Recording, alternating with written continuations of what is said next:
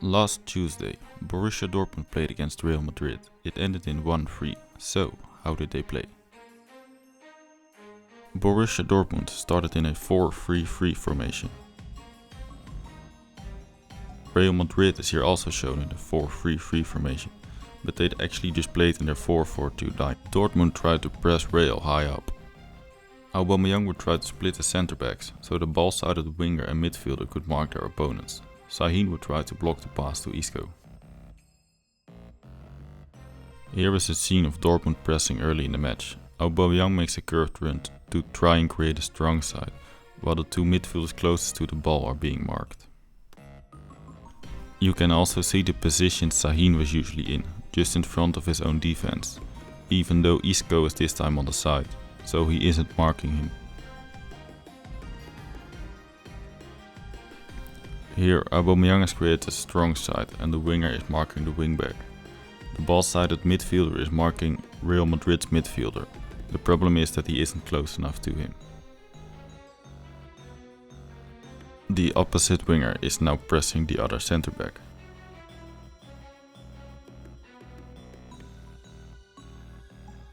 Here you can again see the far ball winger pressing the center back. Here there are two important things you can see about Dortmund's pressing. First of all, here you can quite clearly see Sahin standing in front of Isco, trying to block the passing lane to him.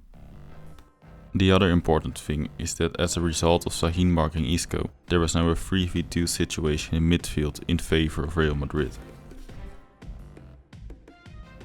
Dortmund also played with a really high line. This meant there was a lot of space in behind the defense the Real Madrid attackers could exploit.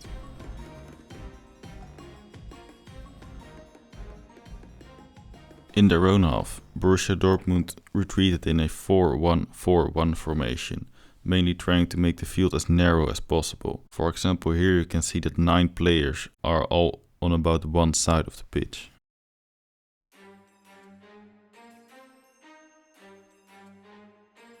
And here you can again see that Dortmund make the field quite narrow, with this time a better example of the 4-1-4-1 formation. The main problem for Dortmund was that Real was capable of playing out under their pressure. This in combination with Dortmund's high line gave Real some good chances. Here Real is actually being pressed back, with the opposite winger pressing the center back and Casemiro being followed by a midfielder.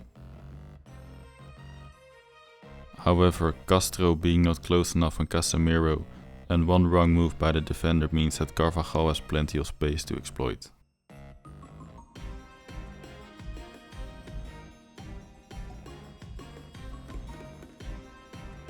Here Borussia Dortmund actually starts in a good pressing position. Aubameyang has created a strong side and is pressing Varane. The opposite winger is marking the other center back, the winger is marking the wingback, and the two near ball midfielders are being marked. However, with some combinations Real Madrid are able to find a free player facing the Dortmund goal, meaning he is able to pick out a pass in behind the Dortmund defense. When Borussia Dortmund had the ball, the defenders would spread out very wide, with the fullbacks hugging the touchline and standing very high up. The midfield would be more compact, as they mainly had to play in the center and in the half spaces. The wingers would stay very wide, as is typical for Peter Bosz's positional play. Aubameyang would try to stretch the field and make it as big as possible, pushing Ramos and Varane back. Real Madrid dealt with this by marking the 3 players nearest to the ball. These were the 2 central defenders and the defensive midfielder. Then in midfield, Real Madrid had a 4-3-3 disadvantage. They dealt with this by mainly covering the center, and then when the ball was played to the outside, they would all move towards the side of the ball. Here almost the exact same situation, the center back and the defensive midfielder are being marked, only this time Ronaldo pushes through on Burki, forcing him to play a long ball. Here again you can see Real marking the nearby passing options and the midfield covering the center. And here after the ball is played you can see the 3 midfielders switching towards the side of the ball. playing 3v3 on that side. And here again, Real Madrid marking all the nearby passing options. And after the long ball, the three Real Madrid midfielders switching towards the side of the ball, leaving the far ball fullback free. Real Madrid changed the way they defended in their own half a couple of times. They started with a 4-4-2 diamond. This made them able to press the nearby midfielders.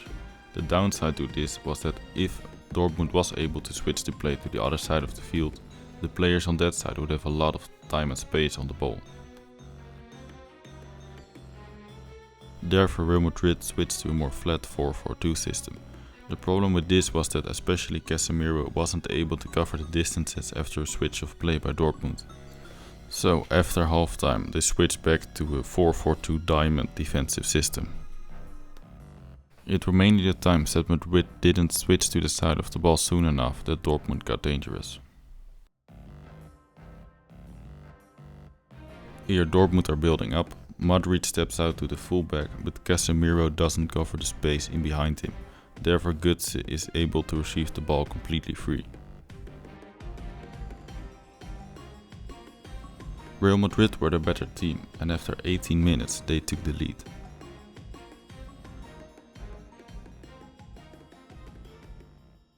Here Piszczek should close down the space. In the second half it even became 2-0. Then Dortmund came back a bit and made it 1-2. Here was the 2-0. Besides this just very good combination play by Real Madrid, I mainly have my questions by what this central defender is doing. Because first of all, right now the space between the two central defenders is just way too big to provide any cover for each other.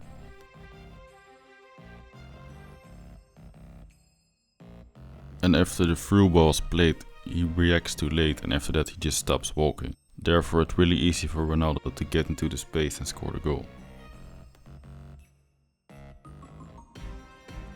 And here is the Dortmund goal. Here both Isco and Modric stop marking the two players at the side of the field. Smart movement drags away the defender, which creates a free player at the side of the field. He is able to put in a cross and Aubameyang is able to finish it. After about 60 minutes, the boss decided he wanted at least a point from this game. Therefore he put in Weigl and Dahoud and he switched to a 3-4-3 diamond. Here we can see Dortmund attacking in their 3-4-3 formation. Real Madrid defended this by going 1v1 almost all over the pitch.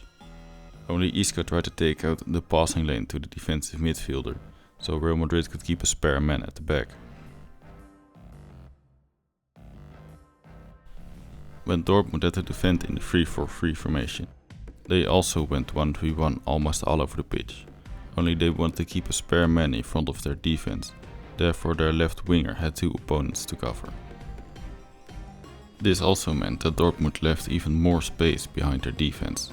Eventually this was exploited and it became 1-3. Modric isn't followed close enough by the midfielder, therefore one of the defenders has to step out and a 2v1 situation is created at the back between Ronaldo and Asensio and just one defender. Then an important message, make sure to follow me on Facebook, all my videos are getting blocked here on YouTube, while on Facebook you can still see them, link in the description. Also please let me know if you like the voiceover or if you want me to go back to just text. Then I hope you enjoyed. This video has been made by TheNextManager.